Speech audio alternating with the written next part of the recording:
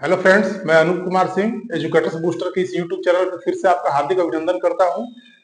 और current affairs के अपने इस डिस्कशन सीरीज में है ना, हम लोग आगे फिर से आगे बढ़ेंगे और एक नया टॉपिक जो कि एक काफी ज्वलंत मुद्दा है भारत और विश्व के सामने, वो है अपने जलवायु को, जो मानव है, जो यहाँ के जीव जंतु हैं, इनके अनुकूल बनाए रखना। यह एक विश्व के सामने भी चुनौती है और हमारे सामने भी चुनौती है। ठीक है, तो पर्यावरण का संतुलन, ठीक, हम सभी लोगों के लिए बहुत आवश्यक है।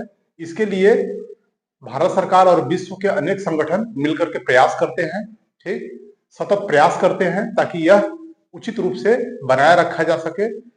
इसी के आलोक में, इसी के परिप्रेक्ष्य में अभी हाल ही में, बिल्कुल कुछ दिन पहले, भारत सरकार द्वारा, ठीक है, Indian state of forest report 2023 latest report जारी की गई है दिसंबर 2024 में। ठीक है, उसी रिपोर्ट पे आज हम लोग बात करेंगे।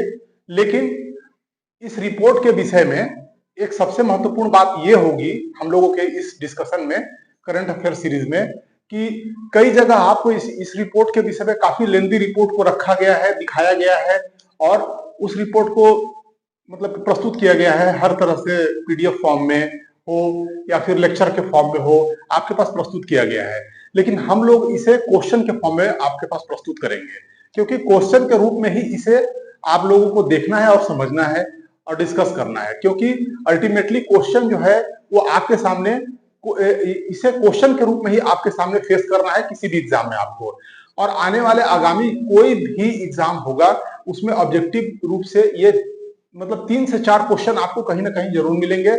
और आने वाले आगामी महत्वपूर्ण मुख्य परीक्षाओं में भी, बहुत सारे परीक्षाएं मुख्य परीक्षा भी होती है, तो मुख्य परीक्षाओं में भी क्या है कि इनडायरेक्टली आपको इस रिपोर्ट को यूज करने का बहुत स्कोप होगा।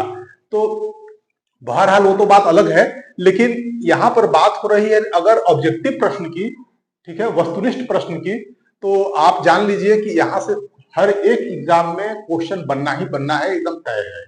ठीक है, ये रिपोर्ट काफी महत्वपूर्ण होता है। इससे पहले 17वीं रिपोर्ट 2021 में आई थी, द्विवार्षिक रिपोर्ट होती है, 2 साल में प्रकाशित होती है। तो 2021 का रिपोर्ट जो था वो 2 साल तक चला और आपने देखा होगा इस 2 सालों में जब भी आपने परीक्षा दिया होगा, आपको ये इस रिपोर्ट से प्रश्न आपको प्रश्न पत्र में जरूर दिखते थे। और अब ये नए रिपोर्ट के हिसाब से आपको प्रश्न दिखेंगे। ठीक, तो मैं आज उस नए रिपोर्ट को ऑब्जेक्टिव फॉर्म में, पीवाईक्यू के फॉर्म में डिस्कस करने जा रहा हूं, ठीक, जो कि बहुत ही कम जगह आपको प्राप्त होगा। तो आइए इसमें हम लोग भाग लेते हैं और मिलके इसे हम लोग आसान करने का कोशिश करते हैं। ठीक है, तो क्वेश्चन नंबर 1 जो है आपके ब्लैक बोर्ड पे जो दिख रहा है वो है ISFR 2023, मतलब Indian state of forest report. ठीक है, 2023 किस क्रम का रिपोर्ट है? देखिए, किस क्रम का रिपोर्ट का मतलब क्या होता है, जरा बातों को समझ लेते हैं। क्रम का मतलब हो गया कि जैसे 1 2 3 4 है ना, तो इससे पहला जो रिपोर्ट था 2021 में, ठीक, उसके बाद फिर ये रिपोर्ट नया कब आ गया? 2023 में। तो पूछ रहा है कि ये रिपोर्ट कौन से नंबर का है, यही प्रश्न कहता है। ऑप्शन क्या है? 18, बी है 17, सी है 16 और डी है 15। राइट, तो इसका सही जवाब क्या है? ऑप्शन ए, है ना, ऑप्शन ए मतलब 18। ये 18वीं रिपोर्ट है। इससे पहले 2021 वाली 17वीं रिपोर्ट थी। तो आपको ये भी याद रख लेना है, साथ साथ ये दोनों बातों को याद रखना है। प्रश्न क्रमांक 1। प्रश्न क्रमांक 2 जो है वो कहता है कि ISFR, देखिए ISFR जो है ना हर प्रश्न में लगा रहेगा, क्योंकि ये एक संस्था है भारत सरकार की जो कि इस रिपोर्ट को जारी कर रही है। और इसका पूरा नाम ही क्या है रिपोर्ट का? Indian state of forest report. ठीक है, के विषय में सत्य कथन का चयन करें। देखिए, सत्य कथन का चयन करें, बात क्या है कि यहां पर इस संस्था के विषय में आपको 3 कथन दिए हैं, उसमें सही कथन चुनना है। पहला कथन है यह FSI forest survey of India द्वारा जारी किया जाता है, मतलब ये रिपोर्ट जो है, ये रिपोर्ट ये फॉरेस्ट सर्वे ऑफ इंडिया के द्वारा जारी किया जाता है। पहला एकदम राइट है। सेकंड नंबर में आइए, पहला रिपोर्ट 1987 से प्रारंभ किया गया था, माने 1987 से जारी किया गया था पहला रिपोर्ट। बिल्कुल राइट है, ये सही है। उसके बाद फिर थर्ड रिपोर्ट क्या है, यह वन पर्यावरण एवं जलवायु परिवर्तन मंत्रालय द्वारा जारी किया जाता है। मतलब कि कौन सा मंत्रालय है जो इसे जारी करता है, तो बिल्कुल आसान बात है कि वन पर्यावरण एवं जलवायु परिवर्तन मंत्रालय द्वारा यह जारी किया जाता है, तो ये भी राइट है। तो इसका मतलब है कि ISFR के विषय में ये तीनों ही कथन क्या है, बिल्कुल सत्य है। तो इसलिए डी ऑप्शन उपयुक्त सभी जो है ये राइट हो जाएगा। ओके, तो ये हो गया आपका क्वेश्चन नंबर सेकंड। तो हम लोग अब नेक्स्ट क्वेश्चन पे मूव करते हैं। ओके फ्रेंड, नेक्स्ट क्वेश्चन पे, question number third. Question number third देखिए कितना अच्छा सवाल है, इस पे आप टिक लगा लीजिए। क्वेश्चन तो आपको दिखेगा ही, है ना, कहीं भी दिख जाए। ISFR 2023 में प्रयुक्त तकनीक लिस या फिर लेस थर्ड, इसे कहते हैं LISS लिस थर्ड का प्रयोग किया गया है, जो कि बिल्कुल ही नवीनतम तकनीक है ना, जो कि इसरो द्वारा IRS में प्रयुक्त स्वदेशी तकनीक है। IRS क्या है, तो ये है रिसोर्स सैटेलाइट, ठीक है। रिसोर्स सैटेलाइट जो है, इसके द्वारा क्या है, कहीं भी सर्वेक्षण किया जाता है, सर्वेक्षण सैटेलाइट है ये। तो वन के आंकड़े, ठीक है, या फिर उससे संबंधित जो भी रिपोर्ट होते हैं, उसे जो है वो दूर संवेदी संचार उपग्रह के द्वारा ही तैयार किया जाता है। उसमें एक है IRS, ये रिसोर्स सैटेलाइट है, उसका प्रयोग किया जाता है। तो इस रिसोर्स सैटेलाइट में ही ना एक इंडिजिनस मतलब स्वदेशी, ठीक, एक स्वदेशी सेंसर का यूज किया गया है इस बार, जो इसरो ने इजाद किया है, इसरो ने बनाया है, और बिल्कुल ही स्वदेशी है ये सेंसर, इसको यूज किया गया है। उसका नाम क्या है, उसका शॉर्ट नेम आपको क्वेश्चन में दिया गया है LISS थर्ड। आपको बताना है इसका पूरा नाम क्या है। तो ऑप्शन है linear imaging and self scanning sensor, A, B है latest infra and self scanning sensor, उसके बाद सी है लेटेस्ट इंटर सराउंडिंग सेंसर, या फिर डी है लीनियर इंटरमीडिएट सेल्फ सेंसर। तो देखिए इसका सही जवाब ए है, ऑप्शन ए सही जवाब है, linear imaging and self scanning sensor. ये सबसे इंपॉर्टेंट है, ये सबसे शुद्ध जवाब आपका यही होगा। आप इसको याद रखिएगा। आप समझ लीजिए कि आने वाले समय में जो करंट अफेयर्स है बहुत इंपॉर्टेंट रोल प्ले करता है किसी भी अभ्यर्थी के चयन में, और सवाल बहुत ही सीधे सीधे अब नहीं आते हैं किसी भी परीक्षा में। आप इस भुलावे में बिल्कुल बाहर आकर के, और जिस तरीके का लेवल आपको दिया जा रहा है, इस लेवल पर भरोसा करते हुए आगे बढ़िए। अब वन लाइनर रट के जाइएगा, कोई भी छोटा मोटा चीज आप बिल्कुल ही वहां पर अपने आप को असहाय महसूस करेंगे। इसीलिए डेप्थ में चाहिए, ये डेप्थ चाहिए, ठीक है, अपेक्षित डेप्थ है, मैं इसलिए दे रहा हूं। तब फिर आपका आंसर क्या होगा, ए। तो इस तकनीक को जरूर याद रखिएगा। यहाँ केवल किस क्षेत्रफल पर कितना वन है, कितना ये है वो है, से काम बिल्कुल भी नहीं चलने वाला है, यहाँ आना ही पड़ेगा। ठीक है फ्रेंड, तो अगले क्वेश्चन पे हम लोग मूव करते हैं। Okay friend, next question number 4 पे आइए। क्वेश्चन नंबर 4 कहता है FSI forest survey of India, इसका पूरा नाम क्या है, फॉरेस्ट सर्वे ऑफ इंडिया, ठीक है, की स्थापना कब की गई।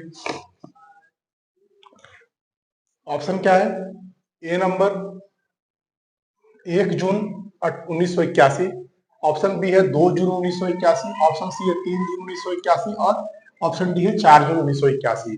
काफी क्लोज ऑप्शन है, तो परीक्षा में भी क्लोज ऑप्शन ही दिखाई देते हैं, राइट। तो इसका सही जवाब क्या है, इसका सही जवाब है ए, 1 जून 1981। तो फ्रेंड ये FSI क्या है, फॉरेस्ट सर्वे ऑफ इंडिया क्या है, जरा देख लेते हैं। तो फॉरेस्ट सर्वे ऑफ इंडिया जो है, इसी के द्वारा जो जितने भी सर्वे का जो भी निगरानी होता है, या सर्वे का कार्य होता है, आंकड़ा जुटाना होता है, ये सारा कार्य कौन करता है, फॉरेस्ट सर्वे ऑफ इंडिया। इसकी स्थापना 1 जून 1981 में की गई, और कहाँ बनाया गया इसका मेन मुख्यालय, तो देहरादून में इसका मुख्यालय बनाया गया है, जो कि कहाँ है, उत्तराखंड में है, ठीक है। ये बात आप समझ गए। आगे आइए क्वेश्चन नंबर 5 पे आइए। तो क्वेश्चन नंबर 5 क्या कहता है कि ISFR 2023 जो रिपोर्ट है, उसके अनुसार सबसे अधिक वनावरण का विस्तार कितने क्षेत्रफल पर है। मतलब कि पूरे कुल भूभाग जितने हैं, ये कुल भूभाग में कितने प्रतिशत भूभाग पे वनावरण है। शब्दों पे ध्यान देना पड़ेगा, शब्दों पे ध्यान नहीं देंगे, बखूबी आपसे प्रश्न सेटर गलत करवा लेगा और वो अपने मंसूबे में सफल हो जाएगा। वनावरण की बात कर रहा हूं मैं, केवल वनावरण, और वो भी क्या, वनावरण प्रतिशत में। तो वनावरण प्रतिशत में कितना है, तो ऑप्शन है 22.76%, 21.76%, 23.76% या 25.17%।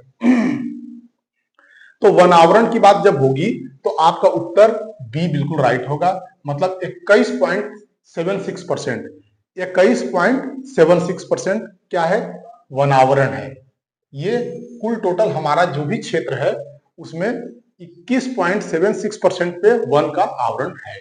इसको इतना बार टिक लगाइए कि पेन का जो आपका स्याही है वो समाप्त हो जाए, ठीक है, क्योंकि ये सवाल तो दिखना ही दिखना है हर जगह, राइट। तो नेक्स्ट क्वेश्चन पे मूव करते हैं हम लोग। ओके फ्रेंड, आइए नेक्स्ट क्वेश्चन पे मूव करते हैं हम लोग।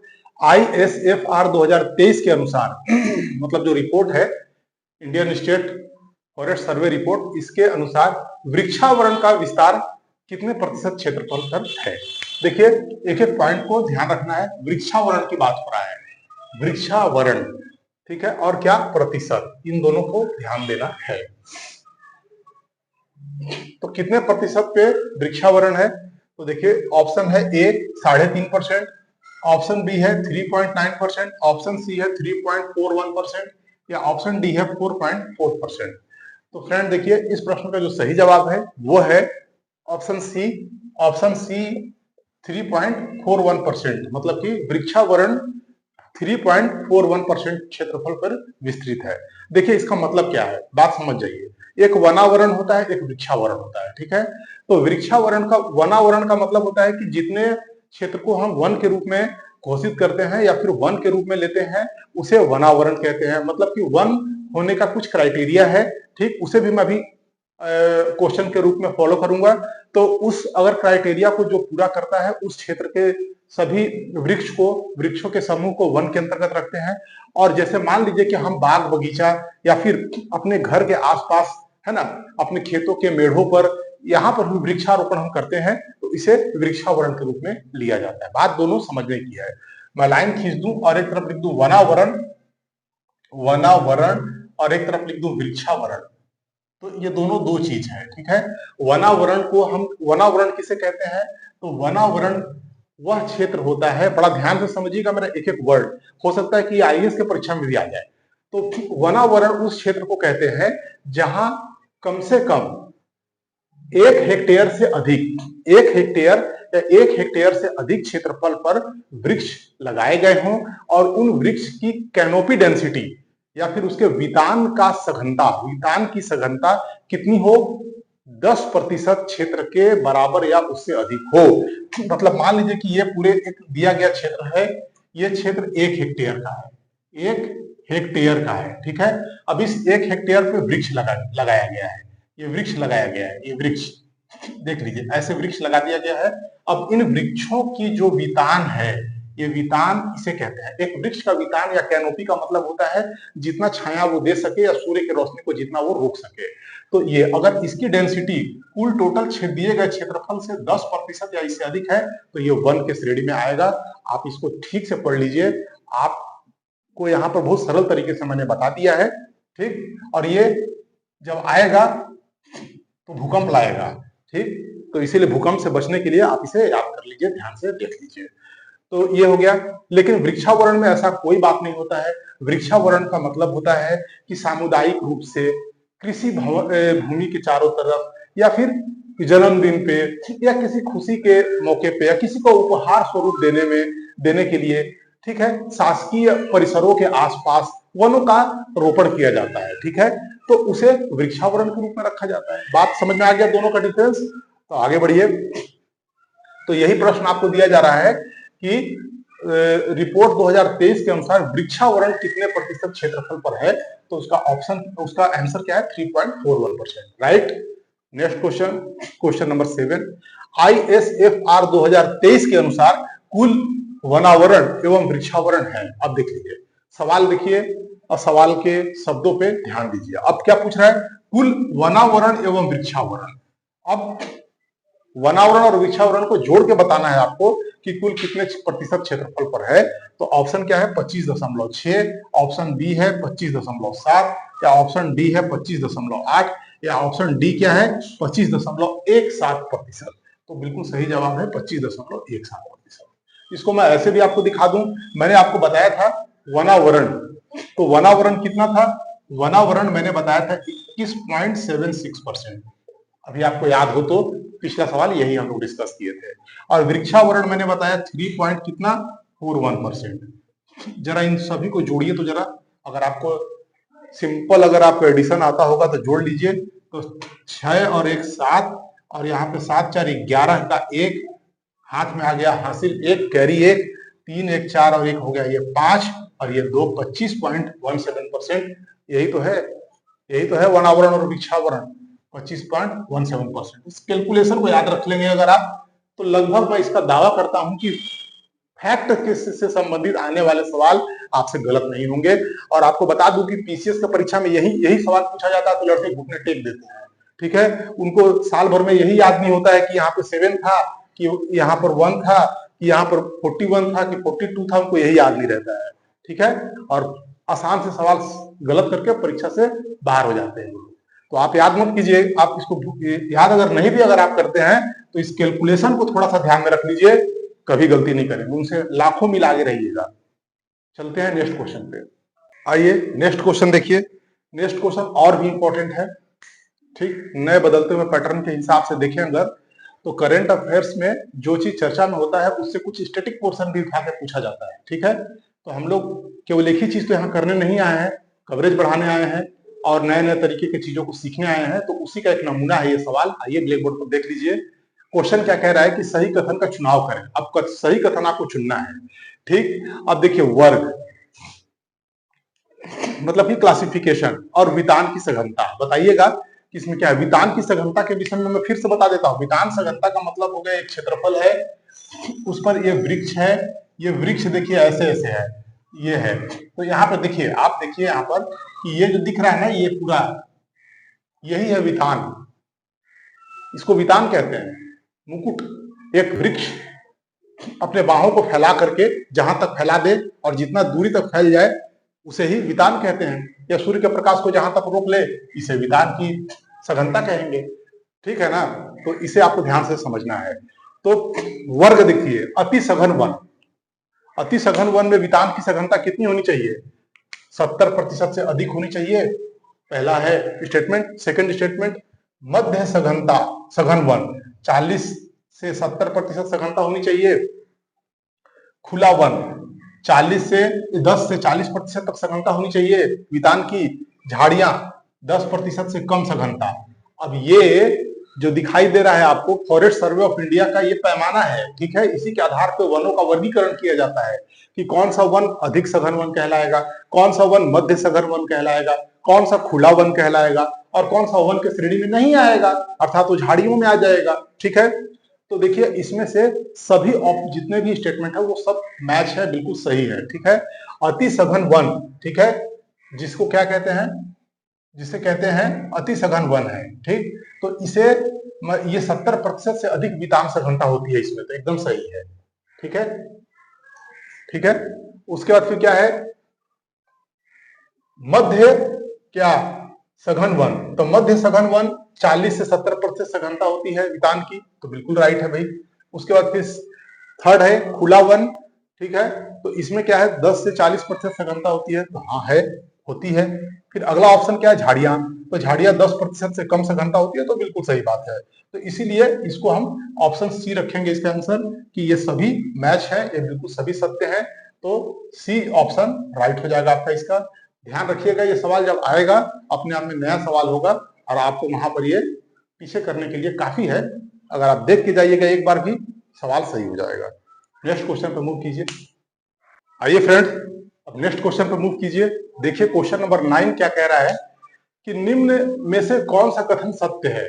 देखिए ये सवाल इतना इंपॉर्टेंट है कि आपको मैं बता नहीं सकता हूं, बस केवल आप इस बात से समझ लीजिए कि जब भी आएगा तो ये क्वेश्चन अपने आप में नवीन क्वेश्चन होगा, चाहे वो भारत देश में आयोजित होने वाले किसी भी परीक्षा में आ जाए, क्या देता है? पहला स्टेटमेंट आपका 1 हेक्टेयर से अधिक,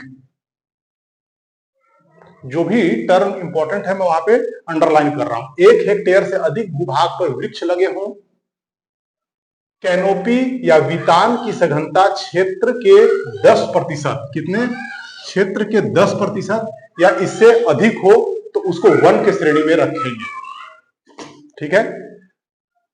और स्टेटमेंट नंबर 2, वन क्षेत्र के अंतर्गत विस्तृत स्पीसीज को शामिल किया जाता है, ठीक है, जिसमें बांस, फलों के बगीचे, नारियल, ताड़, यूकेलिप्टस, पॉपुलर, एकेसिया, रबड़ के रोपड़ कृषि, चाय कॉफी के रोपड़ कृषि इत्यादि को शामिल किया जाता है, ठीक है। तो आपसे पूछ रहा है कि वन के अंतर्गत क्या हम चाय कॉफी और रबड़ के भी जो कृषि कार्य होते हैं, जो चाय की खेती या फिर कॉफी की खेती, मसालों की खेती या फलों के जो बगीचे लगाए जाते हैं, ठीक है, या बांस की जो खेती होती है या बांस जो लगे होते हैं, क्या इन सभी को हम इसमें शामिल करते हैं? या रबर की खेती होती है, क्या इसको हम वन के रूप में शामिल करते हैं क्या? अब देखिए अपने आप में कितना नवीन क्वेश्चन है। जब आप परीक्षा हॉल में रहेंगे ना, तो आपको इसका प्रेशर पता चलेगा और आपको समझ में आएगा कि मैं क्या पढ़ के आया हूं और क्या आ गया, ठीक है। तो स्टेटमेंट नंबर 1 क्या है कि 1 हेक्टेयर से अधिक भूभाग पर, ठीक है, वृक्ष लगे हों और उस वृक्ष की जो कैनोपी डेंसिटी है, वितान की सघनता है, वो 10% से अधिक होनी चाहिए। तो उसे वन के श्रेणी में रखेंगे। एकदम राइट है, कहीं से कोई गलती की कोई बात नहीं है। आप इसे याद रखिएगा, आप इसे ध्यान में रखिएगा। सेकेंड नंबर, वन के अंतर्गत विस्तृत स्पीसीज को शामिल करते हैं, ये तो बिल्कुल राइट है, लेकिन उसमें बांस, फलों के बगीचे, उसमें नारियल, ताड़, यूकेलिप्टस, पॉपुलर, ठीक है, एकेसिया, रबर की रोपड़ कृषि, चाय कॉफी की रोपड़ कृषि, इन सभी को शामिल करते हैं। तो हाँ, करते हैं, इन सभी को शामिल करते हैं, बिल्कुल ध्यान रखिएगा। अच्छे जगह पे आपको मिलेगा नहीं है, तो बिल्कुल राइट है ये भी। तो सेकंड नंबर भी राइट है। तो इस तरीके से इस सवाल का जो है वो दोनों ही ऑप्शन बिल्कुल राइट है, 1 और 2, और इस तरह से बी, ठीक है, option B is right option of this question. तो ये प्रश्न आपको दिख गया, इंपॉर्टेंट प्रश्न है, ध्यान रखना है, क्वेश्चन आएगा जरूर। चलिए आगे बढ़ जाए। ओके फ्रेंड, नेक्स्ट क्वेश्चन पाइए, क्वेश्चन नंबर 10। क्वेश्चन नंबर 10 कहता है कि ISFR 2023 के अनुसार क्षेत्रफल में सर्वाधिक वनावरण वाले राज्य हैं, ठीक है, क्षेत्रफल में सर्वाधिक वनावरण वाले राज्य हैं। तो आपको बताना है कि कौन से राज्य में उसके क्षेत्रफल के हिसाब से सबसे अधिक वन विस्तृत है, या हमारे कौन से राज्य में सर्वाधिक वन का क्षेत्रफल है, यही बताना है हमें। तो आपके ऑप्शन क्या है?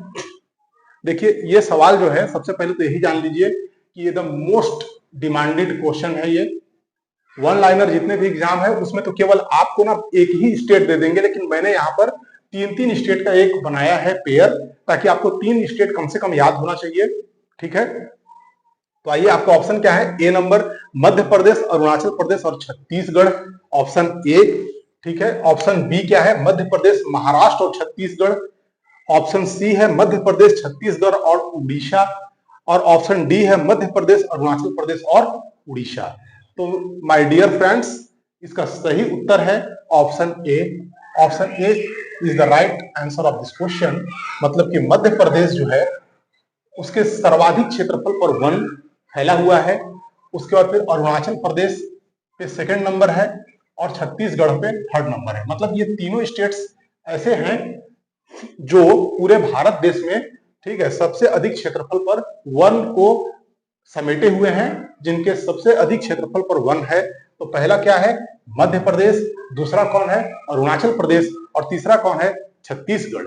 तो इसे बहुत ध्यान से आपको याद रखना है, बहुत अच्छे से आपको इसको करना है, ठीक है, क्योंकि ये सवाल जो है ना, ये सवाल बहुत महत्वपूर्ण है, ठीक। और अभी हमारे पास में ऐसे अभी मैं लगभग 1 दर्जन से ज्यादा, 1.5 दर्जन सवाल और अभी वनावरण से आपको करवाऊंगा, ठीक है, जो इससे भी अधिक महत्वपूर्ण सवाल है, ठीक। तो आज आप इन 10 सवालों को बहुत अच्छे तरीके से करिए, बहुत अच्छे तरीके से इसको याद कीजिए, आप इस पर अपना नोट्स तैयार कीजिए।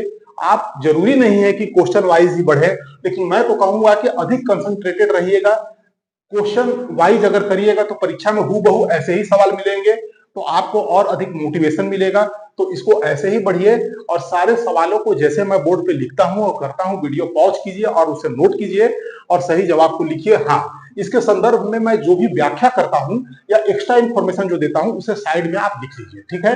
तो इस तरीके से आगे बढ़िए, आपको कहीं जाने की जरूरत नहीं है। मैं इतना क्वेश्चन यहाँ करा दूंगा, लगभग 25 से 30 सवाल ऐसा करा दूंगा कि पूरे परीक्षा में आपको कहीं कोई दिक्कत नहीं होगा। चाहे आप आईएएस का एग्जाम दीजिए या किसी भी रेलवे का दीजिए, एसएससी का दीजिए, पीसीएस का दीजिए, कहीं भी दीजिए, जो भी देना है दीजिए, आपको सवाल यहीं से मिलेंगे, राइट। चलिए, तो आज यहीं पे हम लोग इस क्लास को ड्रॉप करते हैं और आप लोग मुझसे कमिटमेंट कीजिए मुझसे कि आप लोग लगे रहिएगा और मेरे साथ जैसा मैं कहता हूं वैसा काम कीजिएगा, ठीक। इसके साथ ही साथ आपको एक काम और करना है, इस चैनल को सपोर्ट करना है, आगे बढ़ाना है, लाइक शेयर एंड सब्सक्राइब करना बिल्कुल नहीं भूलना है। Thank you very much.